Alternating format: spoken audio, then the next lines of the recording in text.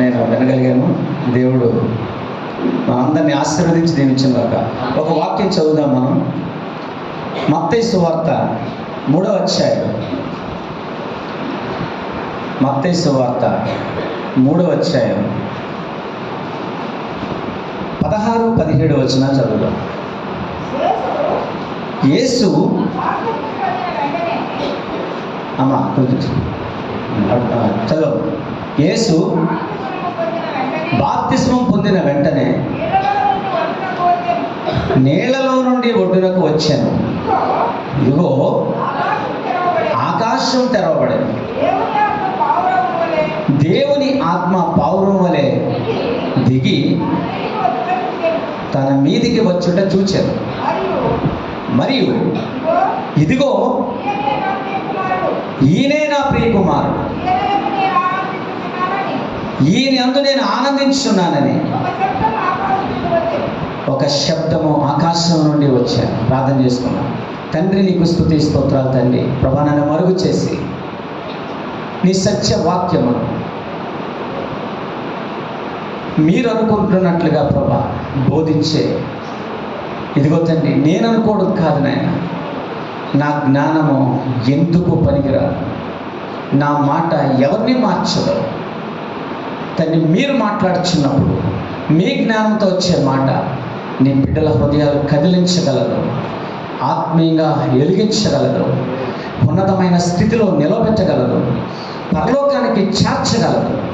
కాబట్టి నీ సత్యవాక్యాన్ని వినిపించి మమ్మల్ని అందరినీ సర్వసత్యంలోనికి నడిపించి నీ వాక్యానికి వ్యతిరేకంగా నిలిచిన చీకటి శక్తులను, అంధకార శక్తులను, దురాత్మను హృదయంలోనికి చేరకుండా చేయాలని చూస్తున్న ఆ దుష్టుడి యొక్క అగ్నిబాణంలో నచ్చరుడైన యేసు నామములో పాతాళంలో బంధిస్తున్నాం తండ్రి. మీరే మాట్లాడి మహిమ పొందమని యేసు నామములో ప్రార్థించి పొందుకొని ఉన్నాం తండ్రి. ఆమేన్. అక్కడ ఒక మాట ఉంది, ఐఎమ్ వెల్ ప్లీజ్డ్ అని ఉంటుంది కదా ఇంగ్లీష్లో. ఇదిగో చాలా స్పష్టంగా, ఇంకెంత స్పష్టంగా అంటే అది స్పెసిఫికలీ ఈయనే నా ప్రియకుమారుడు అని ఉంటుంది. కాదు చూడండి, ఈయన నా ప్రియకుమారుడు అని కాదు. మీరు చూడండి ఒకసారి మీ బైబిల్లో చదువుకున్న వాళ్ళందరూ.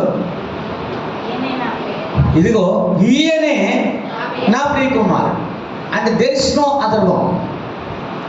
ఈయనంటే యేసుక్రీస్తే నా ప్రియమైన కుమారుడు, ఇంకెవరూ కాదని అర్థం. దాని అర్థమవుతుంది ఈయనే. ఆ ప్రత్యేకత మీకు అర్థమైందని నేను అనుకుంటున్నాను మీ బైబిల్లో. ఇంకా వేరే వాళ్ళు లేరు అని చెప్తూ రెండో మాట, ఈయన యందు నేను ఆనందించున్నాను. వెల్ ప్లీజ్డ్ అని ఉంటుంది ఇంగ్లీష్లో. చాలా మధురమైన మాట. ఈయనే నా ప్రియకుమారుడు. కుమారుడు ప్రియకుమారుడు చాలా తేడా ఉంటుంది. కుమారుడు ప్రియకుమారుడికి చాలా తేడా. ప్రియమైన కుమారుడు అంటే ఇంకా ఎక్కువ ఇష్టమని. మరి నిజంగా నీవు నేను మనందరం, లేదా ప్రపంచంలో ఉన్నటువంటి దేవుని నమ్ముకున్న బిడ్డలందరూ కుమారుల, లేదంటే యేసుక్రీస్తు ఒక్కడే దేవునికి ప్రియమైన కుమారుడా? మనం ప్రియమైన కుమారులం కాదా? మనం కుమారులమా? ప్రియమైన కుమారులమా? మనం కుమార్తెలమా? ప్రియమైన కుమార్తెలమా? మీకు తేడా తెలుస్తుంది అనుకుంటున్నాను నేను. ఒకళ్ళు పాస్ అయ్యారు అంటాం. పాస్ అయితే మా కాలేజీలో అయితే 50% వస్తే పాస్ మార్కు 50. 75 వస్తే 75 కంటే అబవ్ వస్తే డిస్టింక్షన్, అంటే చాలా గొప్పగా చదివాడు అని అర్థం. అంటే పాస్ అయినోడు మరి డిస్టింక్షన్లో పాస్ అయినాడు చదువు ప్రకారం చూస్తే ఒకటిగా, అవునా కదా? ఒకటిగా. అలాగే కుమారుడు ప్రియమైన కుమారుడు కూడా ఒకటిగా. ఒకటా? కాదు, స్పష్టం. అక్కడ రాయబడిన మాట అది విశేషణం, యాడ్జెక్టివ్ అనమాట. అంటే ఈయనే నా ప్రియమైన కుమారుడు అని చెప్పాడు అక్కడ మాట. ఇది ఒక్కసారి మనం జాగ్రత్తగా ఆలోచన చేస్తే ఈ యొక్క 10 నిమిషాల సమయంలో నీ పిలుపేంటి, నా పిలుపేంటి, మనందరి పిలుపేంటి మనం ఖచ్చితంగా కుండ బద్దలు కొట్టినట్టు మనం అర్థం చేసుకొని ఆనందంతో, ఆత్మీయ ఆనందంతో మనకి ఇంటికి ఖచ్చితంగా వెళ్తాం. అయితే మనలో ఉండాల్సింది ఏంటంటే ఖచ్చితంగా ఒక ఆసక్తి అనే మాట మాత్రం మనకు ఖచ్చితంగా తెలియాలి. ఆత్మ యందు తీవ్రత అనే మాట మనకు ఖచ్చితంగా తెలియాలి. ఆసక్తి ఉండాలి మనకి, ఆత్మ యందు తీవ్రత కలిగి ఉండాలి. ఈ రెండు మాటలు ప్రియమైన వాళ్ళారా నిన్ను నన్ను ఒక ఉన్నతమైన వెలుగులోనికి, ఉన్నతమైన ఆనందంలోనికి తీసుకెళ్తాయి. నేను పాపం చేయలేదు అన్నవాడు ఎవరైనా చేయతండి? నాకు ఏ పాపం తెలియదు అన్నవాడు. మీ అందరికన్నా పెద్ద బాబుని ఫస్ట్ నేను. పెద్దబాబు నా పేరు, పెద్దబాబు కాదు, పెద్దబాబు పెద్ద బాబుని. నాకు ఏ పాపం తెలియదు. మరి బాప్తిసం తీసుకున్నాం కదా, బాప్తిసం తీసుకొని చాలా సంవత్సరాలు అయింది. మరి బాప్తిసం తీసుకున్న తర్వాత కూడా నేను ఏ పాపం చేయలేదు అన్నవాడు చేస్తారా? నేనైతే ఎత్తలేను. వాక్యం అయితే దేవుడు చెప్పమన్నాడు. బాప్తిసం తీసుకున్న తర్వాత నేను ఏ పాపం చేయలేదు అన్నవాళ్ళు ఎవరైనా ఉంటారు? ప్రపంచంలో ఎవరైనా ఏ మానవుడైనా ఉంటారండి? ఒక్క మాట మాత్రం బైబిల్లో రాశాడు, ఆశ్చర్యపోయే మాట. ఏ భక్తుడు మాట్లాడిన మాట బైబిల్లో ఆదికాండం నుంచి ప్రకటన గ్రంథం వరకు నువ్వు ఎక్కడ వెతికినా నీకు దొరకదు కాదండి మాట. ధర్మశాస్త్ర విషయమై అనింజుడును అని ఎవరు చెప్పారండి? ధర్మశాస్త్ర విషయమై నేను అనింజుడును అని ఎవరు చెప్పారు? అపోస్తలుడైన పౌలు చెప్పాడు. అంటే ఈ బైబిల్ ఏదైతే ఉందో ఈ బైబిల్ నాలో తప్పు పట్టలేదని అర్థం. ఈ మాట ఎవరు చెప్పలేదు బైబిల్. అయితే కొంతమంది కోసం బైబిల్ తప్పులు చెప్పలేదు. నేను వాళ్ళ గురించి ఏం మాట్లాడట్లేదు, కానీ ఈయన ఏం రాశాడంటే ఆ మాట ఆయన రాయడానికి పరిశుద్ధాత్మను అనుమతించాడు. ఎందుకంటే అపోస్తలుడైన పౌలు గొప్ప సేవకుడండి, అద్భుతమైనటువంటి అభిషేకం కలిగిన వాడు, ఆత్మయందు తీవ్రత కలిగిన వాడు, ఆసక్తి కలిగిన వాడు. ఆ మాట అందుకని ఏం చెప్పాడంటే నేను క్రీస్తుని పోలి నడుస్తున్నాను కాబట్టి నన్ను పోలి మీరు నడుచుకోండి. ఏ సేవకుడు చెప్పలేడండి మాట. ప్రపంచంలో గొప్పగా వాడబడిన ఏ సేవకుడు కూడా ఈ మాట చెప్పలేడు. ఆ మాట చెప్పాలంటే ఒక్క నింద కూడా పరిశుద్ధాత్ముడు మన మీద మోపకుండా ఉండాలి. ఇంకా ఏ పాపము కానీ, ఏ ఉద్దేశం, ఏ తలంపు కూడా తప్పిపోకుండా ఉండాలి ప్రియమైన వాళ్ళ. అందుకని దేవాది దేవుడు ఏమన్నాడంటే ప్రభువైన యేసుక్రీస్తు బాప్తిసం తీసుకున్న తర్వాత ఆయన్ని చూసి, చూడండి సిగ్నల్స్ అనమాట, సూచక క్రియలు చేశాడు ఆయన. ఒక పావురం వచ్చి ఇక్కడ దిగినని ఉంది. పరిశుద్ధాత్ముడు కూడా మన మీదకి దిగుతాడు ప్రియమైన వాళ్ళ.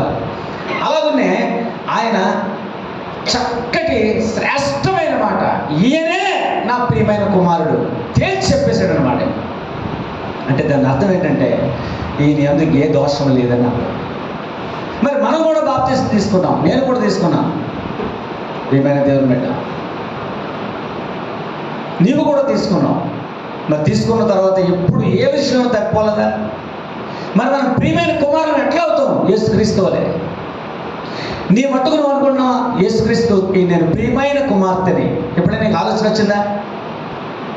ప్రియమైన కుమారుని ఎప్పుడైనా ఆలోచన వచ్చిందా? అసలు ప్రియమైన కుమార్తెగా, ప్రియమైన కుమారుడిగా ఉండాలని ఎప్పుడైనా కోరిక పుట్టిందా నీకు? కోరిక పుట్టిందా?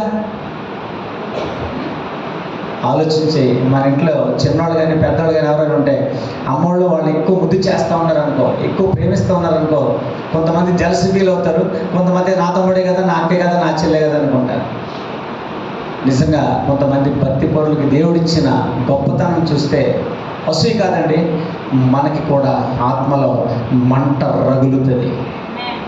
పరిశుద్ధాత్మ శక్తిని అనుభవిస్తున్న మనము దేవుడు ఆ భక్తి పరులకు ఇచ్చిన ఆ శ్రేష్టమైన పిలుపులు మనం బైబిల్లో చదువుతున్నప్పుడు దావీదుని ఏమన్నాడంటే దేవుడు హృదయానుసారుడట. చూడండి, అంటే దేవుని హృదయం ఎలా ఉందో దాని ప్రకారంగా నడిచాడట. ఎంత మాట ప్రియమైన వాళ్ళ. అయితే మీకు ఖచ్చితంగా ఒక మాట నేను నిరూపిస్తాను. చూడండి, ఇక్కడ చాలా స్పష్టంగా ఎంతమంది ముగ్గురు బాప్తిజం తీసుకున్నారని చెప్పాడు సుహాసం, ముగ్గురు కదా. చూడండి, మీరు డిసైడ్ చేసుకోండి, లేదా డేట్ వేసుకోండి. ఈరోజు 3 persons, మిగతా వాళ్ళు ఇద్దరు ఎవరండి? నేను చూడాలి. నేను షార్ట్ మెసేజ్ కాబట్టి చక్కగా నేను 3 విషయాలు చెప్పేసి ముగిస్తాను. మిగతా వాళ్ళు ఇద్దరు ఎవరు ఇక్కడ లేరా? సరే, వాళ్ళకి తెలియజేయండి, మీరు వింటున్నారు కాబట్టి. 3 విషయాలు తండ్రి కుమార పరిశుద్ధాత్మ నామంలో నేను మీకు తెలియజేస్తున్నాను. కొరింథీయులకు రాసిన మొదటి పత్రిక 6వ అధ్యాయం, కొరింథీయులకు రాసిన మొదటి పత్రిక 6వ అధ్యాయం 11వ వచనం చదవండి.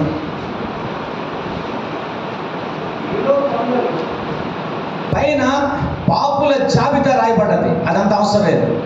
అంటే మానవుడు ఎలాంటి పాపాలు చేస్తాడో పెద్ద జాబితా ఉంది పైన. మీలో కొందరంటే అక్కడ దొంగలు, వ్యభిచారులు, లోపులు, ఇంకా ప్రతి విధమైన పాపం, ఆడంగితనం గలవారు, మొత్తం పురుష సంయోగులు, ఇలాగే రకరకాల మాటలన్నీ ఉన్నాయి. సమస్తం పాపమే. ఆ కిందన మీలో కొందరు అట్టివారై ఉంటిరి కానీ, ఒకరు చదవండి, ఒక్కరు. మీలో కొందరు అట్టివారై ఉంటిరి కానీ, చదవండి అక్కడ మాటలు చదవండి అమ్మా. ప్రభువైన యేసుక్రీస్తు నామములను దేవుని ఆత్మయందును నెంబర్ 1 కడగబడి, నెంబర్ 2 పరిశుద్ధపరచబడిన వారై, నెంబర్ 3 నీతిమంతులుగా. ఎలా జరిగిందంటే కార్యం, శ్రేష్టమైనటువంటి కార్యం ఎలా జరిగిందంటే, ప్రభు అయిన యేసుక్రీస్తు నామము, అత్యున్నతమైన నామము వలనను, రెండోది దేవుని ఆత్మ. ఈ 2 విషయాలు దేవాతి దేవునికి దూరం అయిపోయినటువంటి నిన్ను, నన్ను, నువ్వు ఎంత పాపమైనా కావచ్చు, ఎంత ఘోరమైన పాపమైనా కావచ్చు, అసలు నీ యొక్క పాపం చెబితే జనాలందరూ పారిపోతారని అనుకునేంత గొప్ప పాపమై ఉండొచ్చు నిజంగా. కానీ శ్రేష్టం, the precious words in the Bible, ఏది నిజంగా బాప్తిజం తీసుకున్న నీకు నాకు ఇది దేవుడిచ్చిన భరోసా ఏంటంటే, ప్రియమైన దేవుని బిడ్డలారా, అత్యంత శ్రేష్టమైన వర్డ్స్. నువ్వు ఎప్పుడైనా సరే ఈ మాటలు ధ్యానం చేస్తూ ఉండు, అత్యున్నతమైన భక్తులకు నువ్వు వెళ్తావు. ఏ మనిషిని చూడొద్దు, ఏ సేవకుని చూడొద్దు, ఏ సంఘ పెద్దని చూడొద్దు, ఏ ఆత్మీయ తలంతులు ఉన్నవాడిని చూడొద్దు. దేవాతి దేవుడు మాత్రమే చూడు.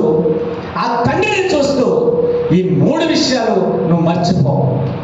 మీలో కొందరు అట్టివారై ఉన్నారు కానీ, ప్రభువైన యేసుక్రీస్తు నామము వలనను దేవుని ఆత్మయందును ఏం చేయబడారంటండి? కడగబడి. వాషింగ్. మందిరంలో ఏముంటాయండి? మందిరంలో 3 భాగాలు ఉంటాయి. ఏముంటాయి? ఆవరణం, పరిశుద్ధ స్థలం, అతి పరిశుద్ధ స్థలం. చూడండి, నేను టాబర్నాకిల్ అంటే ప్రత్యక్ష గుడారం గురించి నేను చెప్పట్లా, చాలా జాగ్రత్తగా నండి మాట. నేను ఈ 3వ వచ్చాను. ఈ 3 విషయాలు మీకు చెప్పాను. తండ్రి, ఇదిగో ఈయనే నా ప్రియ కుమారుడు అని అన్నాడు కదా. మరి మనం ఎవరు అండి? ఉందా లేదా నీకు ఎప్పుడైనా దేవుని స్వరం విని నా ప్రియమైన కుమార్తె అని ఎప్పుడైనా నేను అన్నాడా? అంటే ఇప్పుడు ఎవరైనా ఆ మాట విన్నవాడు ఎవరైనా నేను చేయొద్దని నేను I want to see them. This is my deep desire in my heart. నా హృదయంలో ఉన్న బలమైన కోరిక, నా ప్రియమైన కుమార్తె, నా ప్రియమైన కుమారుడ, నా ప్రియమైన కుమార్తె, నా ప్రియమైన కుమారుడు అనే ఆత్మ ఎవరినైనా ఎప్పుడైనా పిలిచారా? అది గొప్ప చెప్పుకోవడం కాదండి, తండ్రిని మహింపరచడం. అది అంటే నీవు ఆయనకి అంత నచ్చితే తప్ప ఆ మాట రానే రాదు. దేవుడు అనడం నేను చెప్పట్లేదు, మర్చిపోవద్దు.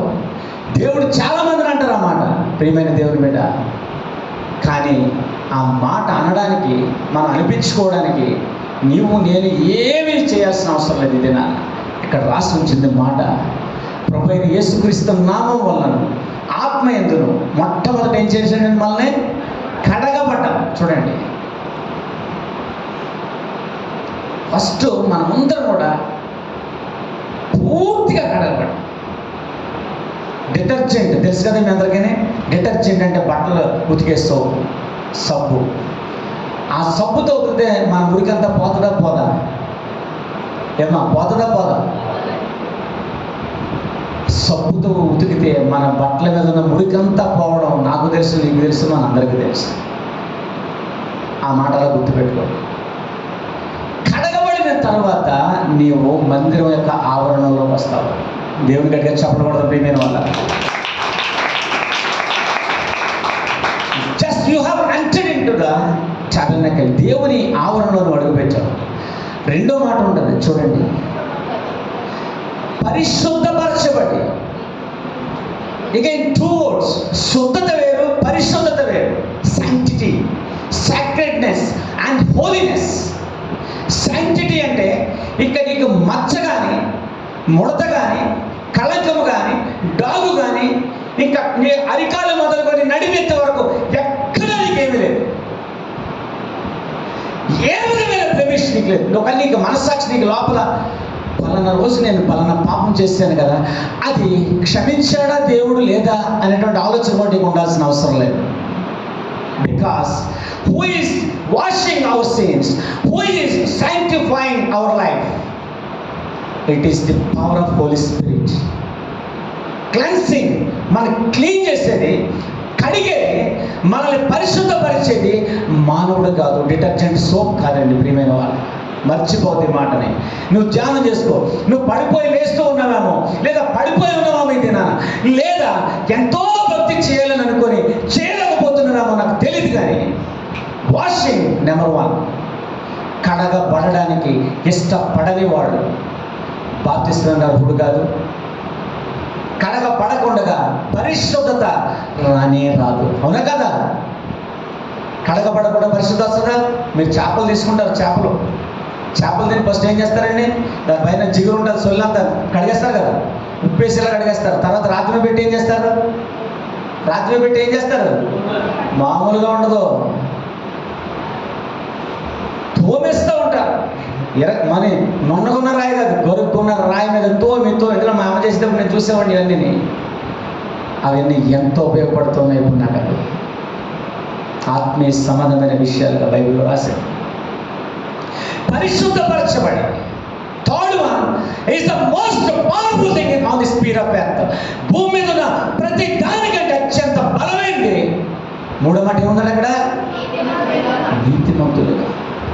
ఆవరణలోకి వచ్చావు, కడగబడ్డావు, పరిశుద్ధత దేవుడికి ఇచ్చాడు, పరిశుద్ధమైన స్థలంలో నువ్వు ఎంటర్ అయ్యావు.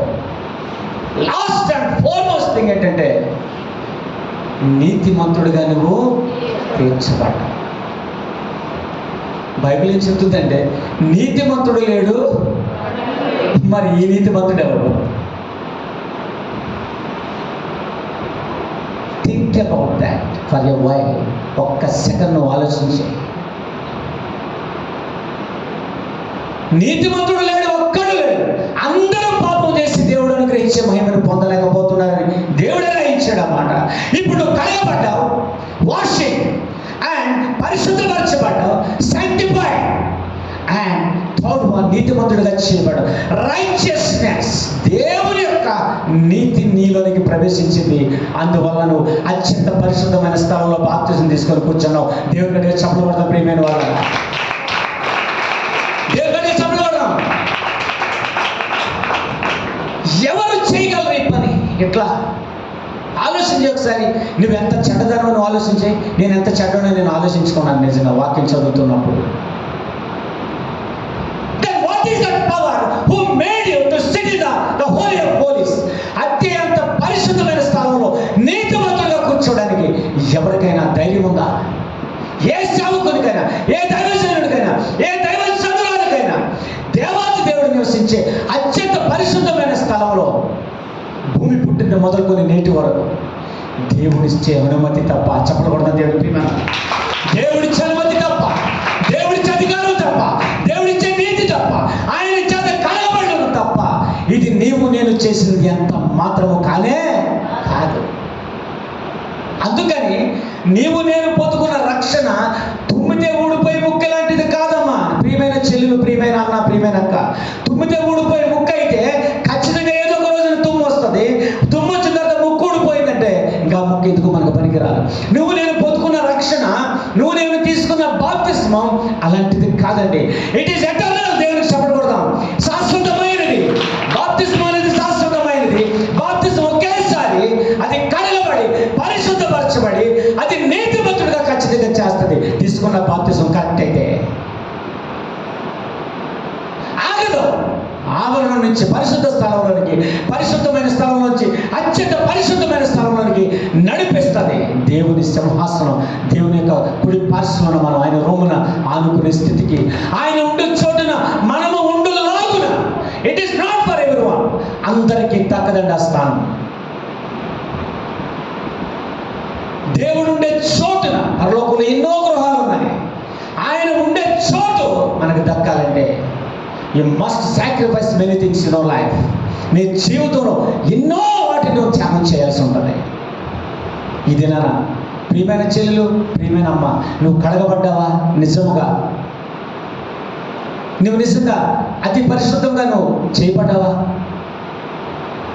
నీతిమంతుడుగా, నీతిమంతురాలుగా నువ్వు మార్చబడ్డావా? ప్రశ్న.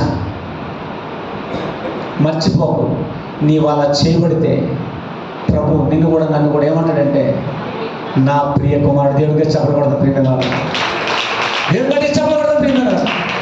ఆ ట్యాగ్లైన్ పెట్టుకొని తిన్నానా, ఆ లైన్ రాసుకొని నీ యొక్క హృదయం మీద, నీ నుదుటి మీద, నీ చేతులకి, నీ కాళ్ళకి, నీ పుస్తకాలు ప్రతి చోట నువ్వు రాసుకో. నేను నీతిమంతుడిని అనుకో, నేను పరిశుద్ధురాలని అనుకో, నేను పరిశుద్ధమైన వాడిని అనుకో, నేను కడగబడిన వాడిని అనుకో, నేను కడగబడిన దానిని అనుకో. అధికారం నీకు ఇచ్చాడు దేవుని పిల్లలు. దత్త పుత్రాత్మను దేవుడు మనకి ఇచ్చాడు ప్రియమైన వాళ్ళరా. ఇదేమన్నా ఒక తల్లి చేసిన యజ్ఞం వల్ల వచ్చిందా? ఒక తండ్రి చేసిన ప్రార్థన వల్ల వచ్చిందా? లేదా నీ కుటుంబంలో, నా కుటుంబంలో అనేక మంది ప్రార్థించడం వల్ల వచ్చిందా? కానే కాదు, కానే కాదు, కానే కాదు. చూడు, ఆ ఒక్క మాట చదివించేసి నేను ముగించేస్తాను. చూడండి, కొరింథీయులకు రాసిన మొదటి పత్రిక 6వ అధ్యాయం 19వ వచనం చదవండి. 19:20 చదవండి. మీ దేహము దేవుని వలన మీకు అనుగ్రహించబడి మీలోని పరిశుద్ధాత్మకు ఆలయమై ఉన్నదని మీరు ఎరుగురా? మీరు మీ సొత్తు కాదు. ఎస్, దేవుని గట్టిగా చెప్పకూడదు ప్రియమైన వాళ్ళు, దేవుని గట్టిగా చెప్పకూడదు. విలువ పెట్టి His shed is precious blood. God shed His precious blood. His shed is precious blood. His shed is precious blood.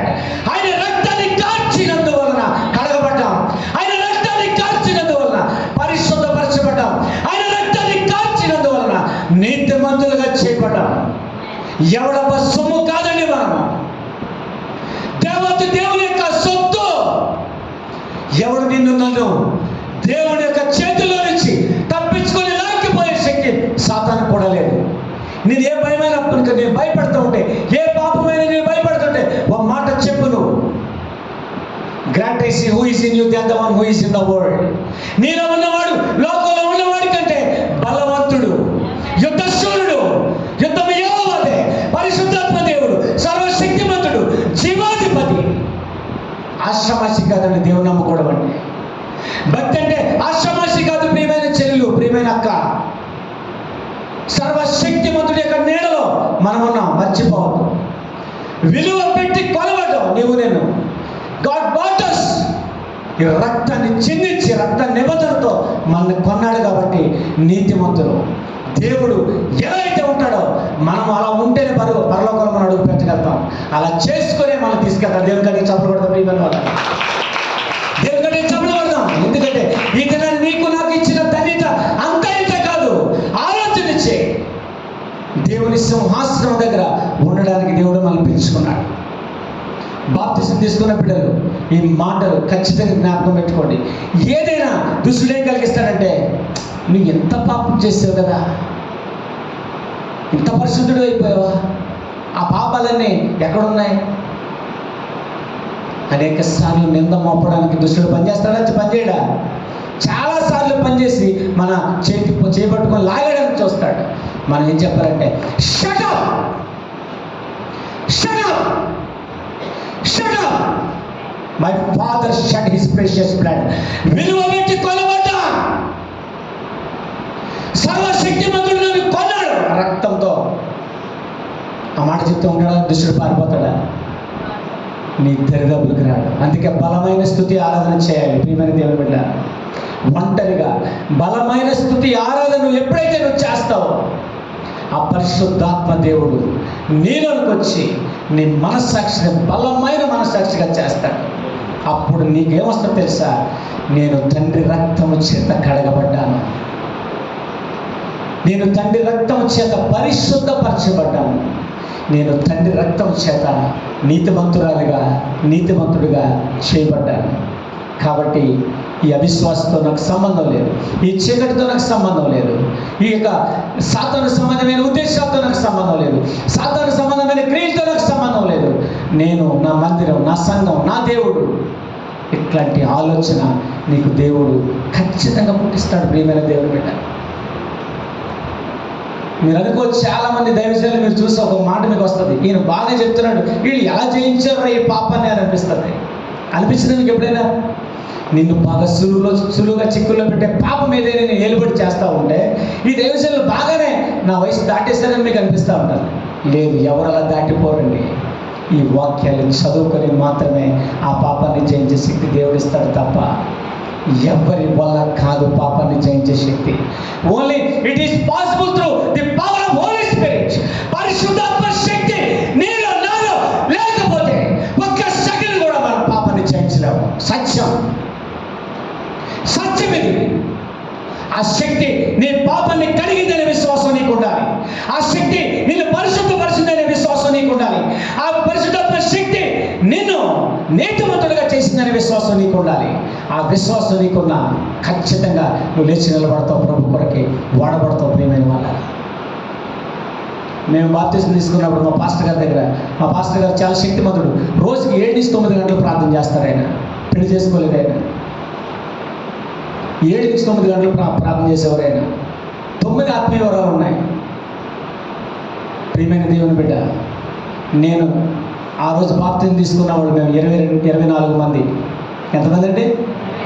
24 మంది. దాంట్లో నేను ఒకడిని. దాంట్లో అందరికన్నా భక్తిపరుడు నన్ను అడిగితే జోసెఫ్ అని ఒక ఆయన ఉంటాడు, నేను కాదు. ఆయనలా ఉండాలనుకునేవాడు నేను. నా వయసు అయింది. యోసెఫ్ అనే వ్యక్తి చాలా భక్తిపరుడు, ఒక్క మాట కూడా తేడా రాకుండా ఉండేవాడు అతను. నేను ఆయన్నే మాదిరి తీసుకున్నా. చాలా జాగ్రత్తగా నేను మాటలు ముగిస్తున్నా. ఒక మాట, ఆయన్ని దేవుడు పిలిచాడు, నన్ను కూడా పిలిచాడు దేవుడు. జాగ్రత్త నీ మాట.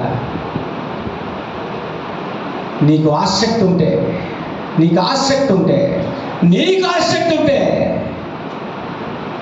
దేవుడు నిన్ను ఖచ్చితంగా వాడుకుంటాడు. మర్చిపోవు. నేను అనుకునేవాడిని బ్రతికితే జోసెఫ్లా బ్రతకాలి, కానీ సేమ్ నా వయసే, నాకు అతనికి చాలా తేడా, అతను చాలా పరిశుద్ధుడని అనుకొని తగ్గించుకోవడం కాదండి, నిజంగానే నాకంటే చాలా మంచోడు అన్ని విషయాలు నాకు తెలుసు. ప్రియమైన దేవుని బిడ్డ, ఆయన గంగవరం పిలిచారు. ఏజెన్సీ ప్రాంతమే. గంగవరం సేవకి వెళ్ళమని ప్రవచన వాక్యం ద్వారా మా వదిన గారి ద్వారా మాట్లాడి పిలిచారు. నన్ను మా వదిన గారి ద్వారానే మాట్లాడి ఆ గంగవరానికి దానికి 18 కిలోమీటర్ల దూరం హడ్డ తగిలి ఇంకా అడవి లోపలికి నన్ను పిలిచారు. జాగ్రత్త మాట. కడగబడిన వాడిని దేవుడు వాడుకుంటాడు. దేవుడు చెప్పలు కొడదాం గట్టిగా. పరిశుద్ధపరచబడిన వాడిని దేవుడు వాడుకుంటాడు. నీతిమంతుడిగా తీర్చిన తర్వాత దేవుడు వాడుకుంటాడు. ఆయన మాట విన్నాడు కానీ సేవకి వెళ్ళలేదు. మర్చిపోకు. ఇద్దరికి పిలుపు ఉంది, ఆయనకి ఉంది, నాకు. నేను ఆయన మాట విన్నంటనే బ్యాగ్ సర్దేసుకొని పారిపోయిన అడవులోకి. ఎవరిని నా ప్రియ కుమారుడు అంటాడు మీరు చెప్పండి.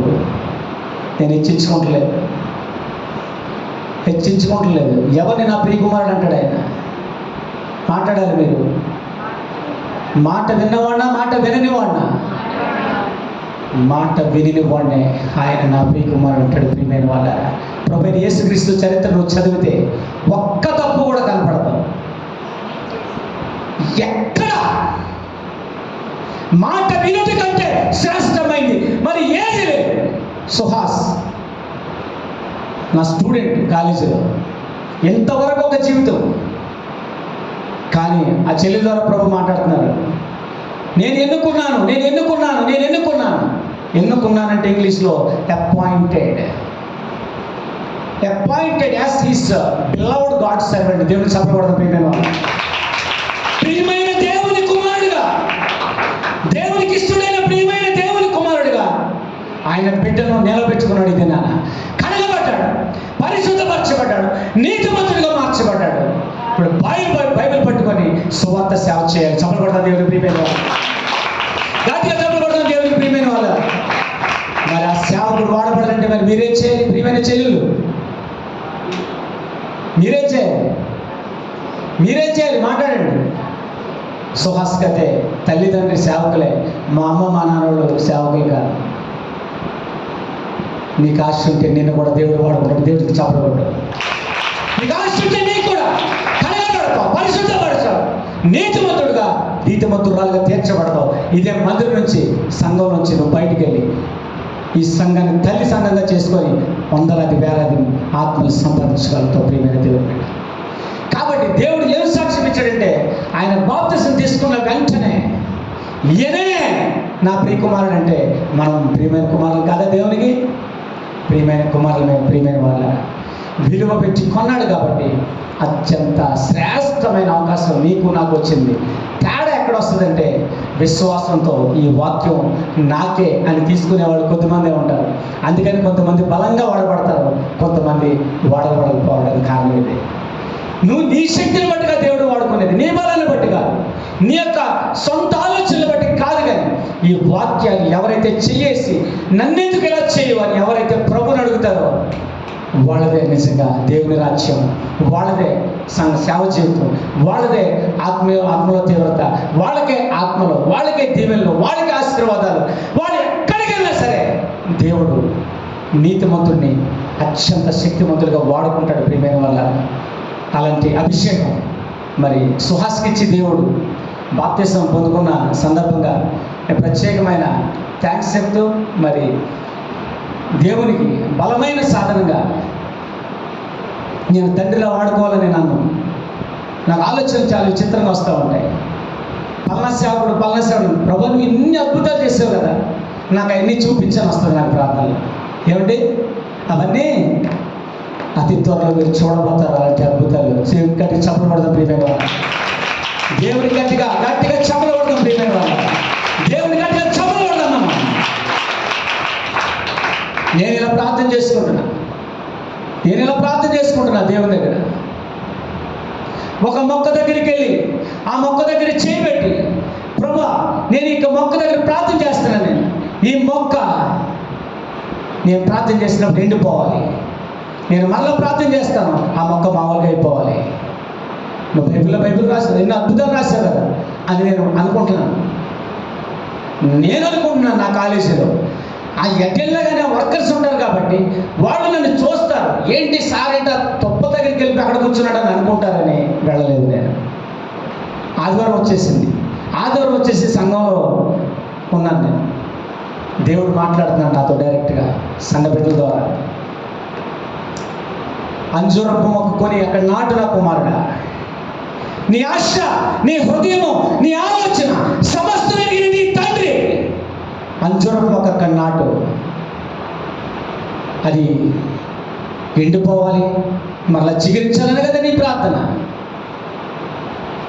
మందిరానికి 10 మీటర్ల దూరంలో అది నాటు అని చెప్పాడు. అంజూరపు మొక్క వెంటనే దొరికేసింది నాకు. 20 మీటర్ల దూరంలో ఒలివ మొక్క నాటు అన్నాడు.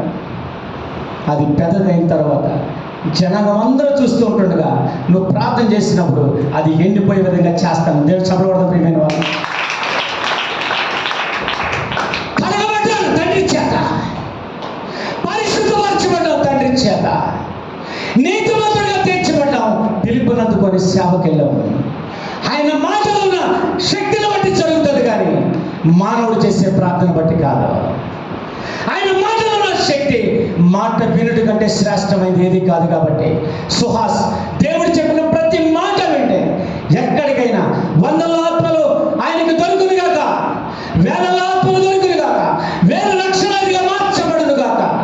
అది కేవలం విలువ బట్టి కొన్నాడు కాబట్టి దేవుడు ఆయన వాక్కు చొప్పున జరుగుతుంది. మానవుల యొక్క ప్రయత్నాల వల్ల కాదని తెలియజేస్తూ ఆ తండ్రి ఒక దినాన నిన్ను నన్ను కూడా నా ప్రియమైన కుమార్తె, నా ప్రియమైన కుమారుడా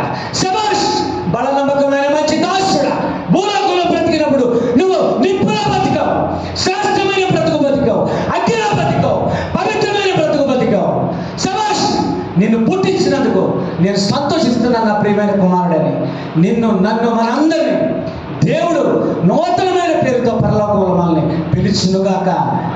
ఆమేన్, ఆమేన్, ఆమేన్.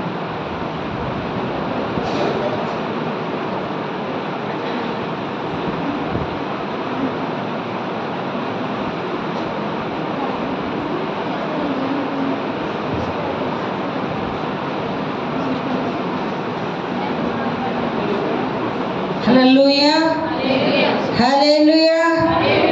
దేవుని బిడ్డలారా, కడగబడిన మనము, పరిశుద్ధపరచబడిన మనము ఏ విధముగా ఉంటామంటండి? దేవుని ప్రియ కుమారులముగా ఉంటాం. హల్లెలూయా, హల్లెలూయా. విన్నదానిని బట్టి ఏం చేయాలంట? ఏం చేయాలి అమ్మా? దాసన్ గారు చెప్పారు కదా, విన్నదే విన్నట్టే ఉండాలా? చేయాలి. దేవుని స్తోత్రం. ప్రొఫెసర్ గారు చెప్తున్నారు, తమ్ముడు ఏమంటున్నాడు? దేవుడు పిలిచాడు, పరిగెత్తుకుని అడవిలోకి వెళ్ళిపోయాను. విన్నాడుగా, అక్కడే ఉండొచ్చుగా ప్రొఫెసర్ గారు కదా. కాలేజీలో మరి ప్రొఫెసర్ గారు ఉద్యోగం చేస్తున్న ఆయనకి 1,00,000, 2 లక్షలు, 3 లక్షలు జాబ్ మరి జీతం అని చెప్పారు. దానికి ఉండొచ్చు కదా. కానీ దాన్ని చేసుకుంటూ ఎక్కడికి వెళ్ళాడంటండి? విన్నదాన్ని బట్టి పని చేస్తున్నాడు. హల్లెలూయా, హల్లెలూయా. విని విడిచిపెట్టడం కాదు దేవుని బిడ్డల లక్షణం. విన్నదాని ప్రకారం చేయవాడే భాగ్యవంతుడు. హల్లెలూయా, హల్లెలూయా. కనుక దేవుని బిడ్డలారా, చిన్న 4 మాటలు మా అన్నయ్య